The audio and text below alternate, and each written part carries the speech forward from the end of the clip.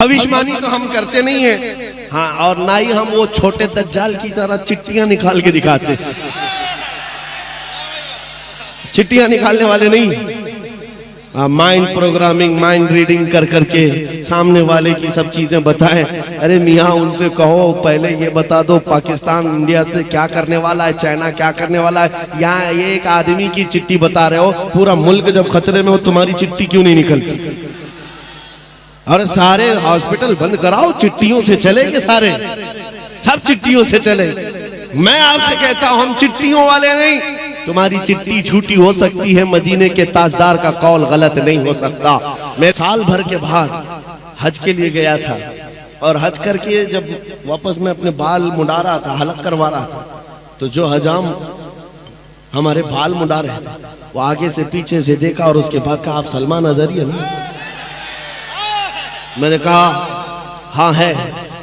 तो सामने खड़े हो गए, कहा वो दिन कैसे थे, हम रात भर मक्का में रहकर सोते नहीं थे कि सुबह आपका कौन सा पैगाम आने वाला है, हम देख रहे थे। उसके बाद एक वाकया ये, मैं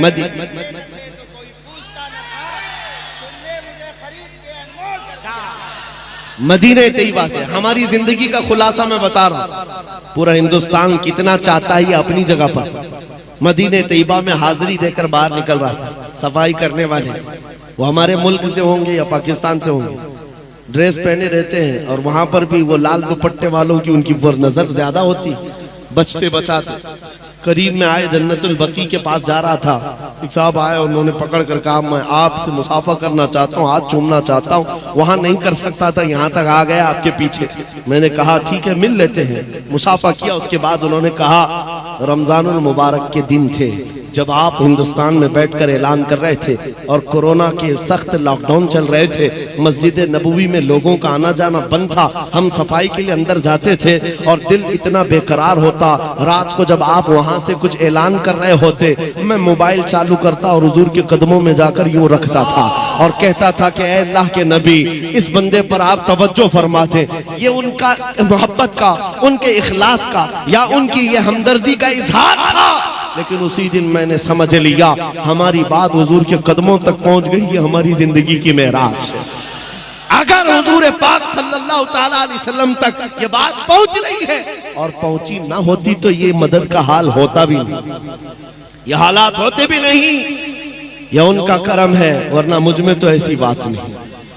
अज़ीज़ान गिरामी वक़ार, मैं तुम्हें ये बात के लिए सारी चीजें बता रहा हूं। मैं अपनी तारीफ करना या बड़ाई मारने का कायल नहीं हूं, सिर्फ इसीलिए कह रहा हूं ये कहना भूल जाओ कि मेरे एक से क्या होता है, ये सब भूल जाओ। उलमा के लिए भी हमारे चाहने से क्या होता है, कुछ नहीं, अल्लाह के चाहने से तो होता है। रब तबारक व तआला जब चाहे जिसकी आवाज जहां पहुंचाना है वो पहुंचाता है। अरे मियाँ आप तो इंसान हैं, आप तो हुजूर पाक के आशिक हैं, उम्मत हैं। बगदाद में ततारियों ने जब हमला किया था, पूरे मुसलमानों को ऐसा मजलूम, ऐसा जुल्म किया था कि बेड़ियों में बांध करके बादशाह के सामने लाकर खड़ा किया। और जानते एक पादरी को ला करके गुस्ताखी कराई जाती थी, हुजूर के शान में गालियां दिलाई जाती थी। एक मुसलमान भी खड़ा होने की ताकत नहीं रखता, सबकी जंजीरें बंधी थी। उन हालात में कौन था जो नबी पाक की इज्जत की दिफा कर रहा था? फतहुल बारी, अल्लामा इब्न हजर अस्कलानी फतहुल बारी के मुसन्निफ, उन्होंने ये वाकया बयान किया है। ततारियों के दरबार में बादशाह का एक कुत्ता था पाला हुआ और सोने की जंजीर से बंधा रहता था। ट्रेंड कुत्ता है, आवारा नहीं, बादशाह का कुत्ता था। पादरी जैसी गुस्ताखी करने लगा, कुत्ता वहीं से भौंकने लगा। लोगों ने कहा देख तेरी बातें उसे अच्छी नहीं लग रही, भौंक रहा है। पादरी ने कहा उसे क्या समझ आती है कि मैं क्या कह रहा हूं। फिर वो हुजूर की शान में तौहीन कर रहा था, कुत्ता फिर भौंकने लगा। लोगों ने फिर कहा नहीं तेरी ही बयान पर भौंक रहा है। उसने कहा नहीं मेरे बयान पर नहीं भौंक रहा है, वो ऐसी ही है। सिपाहियों ने कहा वो पागल कुत्ता नहीं, बादशाह का कुत्ता है, यूं ही किसी पे भौंकता नहीं। वही ईसाई पादरी फिर जब हर्जा सराई शुरू किया तीसरी बार, तारीख गवाह है मेरे अजीजों, वो कुत्ता जंजीर तोड़कर निकला और ऐसा निकला कि दम सदन में उस ईसाई पादरी की छाती पर चढ़कर चीर करके टुकड़े कर दिया और उसको दम सदन में खत्म कर दिया। उस कुत्ते की हैबत पूरे दरबार में तारी थी, कोई उसे छूने की हिम्मत नहीं कर रहा था, कोई पकड़ने की हिम्मत नहीं कर रहा था। बादशाह भी खड़ा हो गया, सब खड़े हो गए। और उस वक्त तारीख में मौजूद है। इस वाक़े को देखकर 10,000 ततारियों ने इस्लाम कबूल कर दिया था। 10,000 ततारियों ने इस्लाम कबूल कर लिया। और इसीलिए हम कहते हैं मेरे अजीजों, दिफा करना है, खड़े हो जाओ, कोई मसला नहीं, अल्लाह की मदद आएगी। मुझे बगदाद शरीफ में हमारे पड़ोसी मुल्क के एक साहब है, मौलाना साहब है, उन्होंने कहा था आप इतना बोल रहे हैं, आपके मुल्क में यहाँ के हालात तो हम सुनते रहते हैं, बड़े सख्त हैं, या मॉब लिंचिंग, मारे जाते हैं, सारे ऐसे वैसे हालात हैं, फिर आप कैसे बोलते हैं? हमने उनसे कहा था आपसे ज्यादा हम आजाद हैं अल्हम्दुलिल्लाह। वजह यह है कि हम नबी पाक सल्लल्लाहु तआला अलैहि वसल्लम के वो कुत्ते हैं जिसको आला हजरत ने कहा था, क्यों दबे जिस पे हिमायत का हो पंजा तेरा, क्यों दबे जिस पे हिमायत का हो पंजा तेरा, शेर को खतरे में लाता नहीं कुत्ता तेरा। सगे तैबा सब मुझे कह कर के पुकारे बेदम, यही रखियो मेरी पहचान मदीने वाले। अज़ीज़ान गिरामी वक़ार, मेरी इस तकरीर का खुलासा अगर आपको समझना है तो वो ये है, अपना तारुफ, अपना इंट्रोडक्शन अब ये मालदारी से, मनसब से और घर बार से, जायदाद से छोड़ दो। फख्र करना है तो हुजूर की निस्बत पर फख्र करो, हुजूर की निस्बत पर, उनकी इज्जत पर फख्र करो। आजार कोई तुमसे ये कहे, और मीडिया में दज्जाली मीडिया बैठ करके जितना भी भौंके कि तुम्हारे हालात बड़े बदतर हो गए। अभी अभी मैं देख रहा था, कांग्रेस का एक बड़ा लीडर है, वो कह रहा था दलित समाज से भी ज्यादा गए गुजरे हैं मुसलमानों के हालात। सही कहते होंगे तुम, एजुकेशन में और बहुत सारी चीजों में वो अपना एनालाइज बताते हैं कि ये बहुत ज्यादा बैकवर्ड है, बहुत ज्यादा टूटे हुए हैं, बिखरे हुए हैं। हमें पता है, ये बार बार हमें बताते हैं, लेकिन उसके बावजूद हमें ये भी पता है कि हमारा नाम तुम्हारे लिए कितना ज्यादा अहमियत रखता है। ये टूटी बिखरी हुई कौम को 24 घंटे तुम्हारा दज्जाली मीडिया भोंक भोंक करके क्यों बताता है? रोटी हमारे नाम से चलती है, दुकान तुम्हारी हमारे नाम से चलती है। बल्कि आज तो हालात ऐसे हैं, इन कीड़ों में से किसी को हीरो बनना है तो हमारा नाम लेना पड़ता है। दीन इस्लाम पर कुछ बोल दे, हुजूर की जात पर कुछ बोल दे तो वो हीरो बनने की कोशिश करता है। अरे जालिमो, तुम अपना कुछ तारुफ कराते अपने ही दीन से, तुम्हें हीरो बनने के लिए भी इस्लाम का सहारा लेना पड़ता है। इस्लाम पर उंगली उठाते हैं तो उनको लगता है कि हम हीरो बन जाएंगे अपनी कौम। अजीजा ने गिरामी वक़ार, आज तक अल्हम्दुलिल्लाह ये हमारा खासा है, हम किसी और पर बोल करके कभी हीरो नहीं बनते, हुजूर की बात करते हैं और हर दिल पे राज करते हैं। हमारे पास कमी किस बात की है? अरे हुजूर के अखलाक और हुजूर का तारुफ और हुजूर की तारीफ करने पर लग जाए तो वक्त का मुजद्दिद भी ये कहता है, हैरान हूं मेरे शाह मैं क्या क्या कहूं तुझे, लेकिन रजा ने खत्म सुखन इस पे कर दिया, खालिक का बंदा खल्क का आका कहूं तुझे। क्या कम है हमारे पास बयान करने के लिए? उन्वान इतने, मवाद इतने। मैं मिस्र में एक खतीब को जानता हूं, नाबीना है, पैदाइशी नाबीना, और एक सिलसिला दंदराबिया वहां पर होता है, वो सूफिया इकराम का सिलसिला है। मस्जिद में हम कभी जुमा में जाते थे, वो खतीब जो बयान करते हैं हकीकत मोहम्मदिया पर, अल्लामा साहब मैं कह रहा हूं, वो बयान कर रहे थे, 2010 की बात कर रहा हूं, और उनका बयान दिल पर रिक्कत तारी करता था। हुजूर की शान में जब बयान करते, मैंने जुमा के बाद उनसे मुसाफा किया और उनसे कहा कि आप इस उन्वान पर कितना बेहतरीन खिताब करते हैं। उन्होंने कहा पिछले 12 साल से मैं इसी उन्वान पर गुफ्तगू कर रहा हूं, अभी तक इस मौजू से हटा नहीं। पिछले 12 साल से हर जुमा एक ही मौजू है और हर जुमा वो अलग उन्वान है। और उन्होंने कहा कि मैंने कसम खाई है जब तक मेरी जुबान चलती रहेगी इसी उन्वान पर बोलूंगा, हुजूर के अखलाक पर, हुजूर की हकीकत मोहम्मदिया उनका मौजू है। मेरे अजीजों, ये तो एक मिसाल में बता रहा हूँ, कहाँ कहाँ कितने बड़े बड़े आए। सादी शिराजी ने कहा था बलगल उला भी कमालिही कशफत दुजा भी जमालिही हसनत जमीउ खिसालिही सल्लु अलैहि व आलिही। हाफिज शिराजी ने कहा था या साहिबल जमाल व या सय्यदल बशर मिन वजहिकल मुनीर लक़द नुब्बिरल क़मर ला युमकिनु सनाउ कमा काना हक़्क़ुहु बादस खुदा बुजुर्ग तुई किस्सा मुख्तसर। और शरफुद्दीन बुसीरी ने कहा था मुहम्मदुन सय्यदुल कौनैनि वत्थक़लैनि वल फरीक़ैनि मिन अरबि व मिन अजमी हुवल हबीबुल लज़ी तुरजा शफ़ाअतुहु लिकुल्लि हौलिन मिनल अहवालि मुक़्तहिमी या रब्बि बिल मुस्तफ़ा बल्लिग़ मक़ासिदना वग़फ़िर लना मा मज़ा या वासिअल करमी। 170 अशार लिख डाले, 170 अशार हुजूर पाक के अखलाक में। फिर भी दावा ये नहीं था कि मैंने पूरा बयान कर दिया है, हर एक का आखिर में यही कहना था या रसूल अल्लाह तेरे औसाफ के अबवाब में से एक बाब भी मुकम्मल ना हो सका। हमारे पास कमी किस बात की है? आपके लिए भी मैं कहता हूं फख्र करना हो तो किस बात पर? नाम मुस्तफा पर। इसके बाद आप फख्र करेंगे हुजूर की गुलामी पर। हुजूर की गुलामी पर फख्र है आपको? अगर दुनिया आपको कहती है मोहम्मद का गुलाम तो बुरा लगेगा कि अच्छा? अरे अच्छा क्या, हमारी जिंदगी की मेराज है। हम तो कुत्ता कहलाना चाहते हैं, मैं गुलाम की बात कह रहा हूं।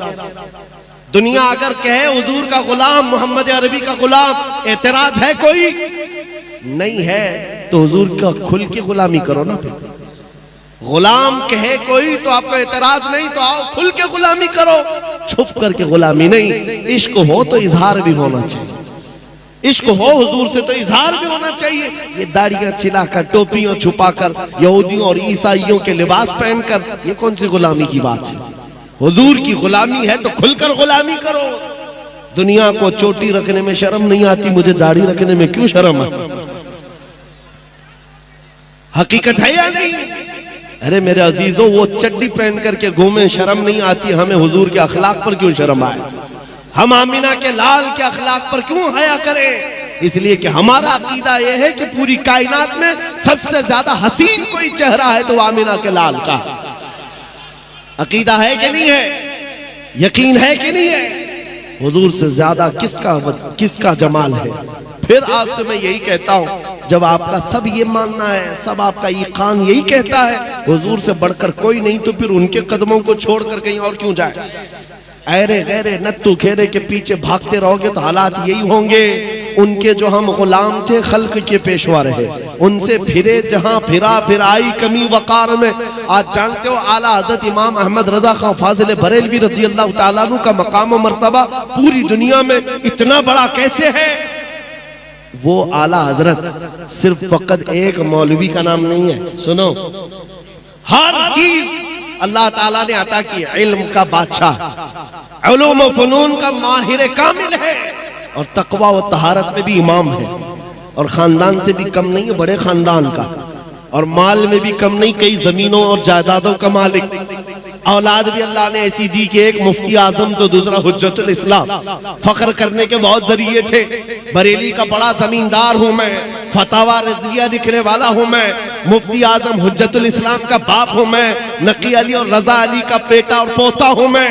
इन सारी बातों पर इमाम अहमद रजा को फख्र करते हुए कभी नहीं देखोगे। जब अपना इंट्रोडक्शन कराना हुआ, यूं कहा, उस गली का गधा हूं मैं जिसमें, उस गली का गधा हूं मैं जिसमें मांगते ताजदार फिरते हैं। और इन कुत्तों को बताया था आला हजरत ने, जो आज धर्म परिवर्तन करते, अपना नाम बदल करके, दीन बदल करके दूसरों की धोतियां और जूतियां उठाने के लिए निकले थे। आला हजरत ने 100 साल पहले कहा था, या रसूल अल्लाह, जो तेरे दर से यार फिरते हैं, दर बदर यूं ही खार फिरते हैं।